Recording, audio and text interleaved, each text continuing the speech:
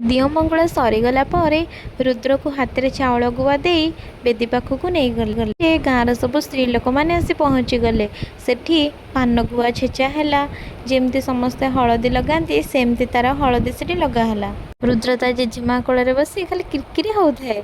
ତାପରେ ହଳଦୀ ଲଗାଇ ସାରିଲା ପରେ ତାକୁ ଛାତକୁ ଅଣାହେଲା। ସେଠି ସେ ବାଡ଼ୁଅ ପାଣି ଗାଧେଇଲା, ଖପରାକୁ ଭାଙ୍ଗିଲା। ତାପରେ ଆମର ତ କିଛି ଫଟୋ ସୁଟ୍ କରିବାର ଥିଲା। କ୍ୟାମେରା ବାଲାକୁ ଡକା ହେଇକି ଆମେ ସମସ୍ତେ ରୁଦ୍ର ଦେହରେ ଟିକେ ଟିକେ ନେଇ ହଳଦୀ ଲଗେଇଲୁ, ଆଉ କିଛି ଫଟୋ ବି ଉଠେଇଲୁ। ତାପରେ ତା ବୋଉ କହିଲା ମୁଁ ଟିକେ ମୋ ପୁଅ ଦେହରେ ଲଗେଇଦେ, ସିଏ ତ ଖାଲି ପାଣିରେ ଖାଲି ଖେଳୁଥାଏ, ଖାଲି କୁରୁକୁରୁ ହେଉଥାଏ। ତାପରେ ତାର ଦୁଇଟା ଯାକ ମାଇଁ ବି ଆସି ତା ଦେହରେ ଟିକେ ହଳଦୀ ଲଗେଇଦେଲେ। ବ୍ରତ ଘରରେ ଏସବୁ କରିକି ବହୁତ ମଜା ଲାଗୁଥାଏ। ଯାହା ହଉ ଗୋଟେ ମାନେ ବାହାଘର ପରିକା ଆମେ ସବୁ କିଛି ମାନେ ସେଲିବ୍ରେସନ୍ କରିଦେଲୁ। ବହୁତ ବଢ଼ିଆ ଲାଗୁଥିଲା। ଏଇଟା ଥିଲା ଆମର ଆଜିର ମିନି ବ୍ଲଗ୍। ଭିଡ଼ିଓଟି ଭଲ ଲାଗିଲେ ଲାଇକ୍, ସେୟାର, ସବସ୍କ୍ରାଇବ୍ ନିଶ୍ଚୟ କରିବେ।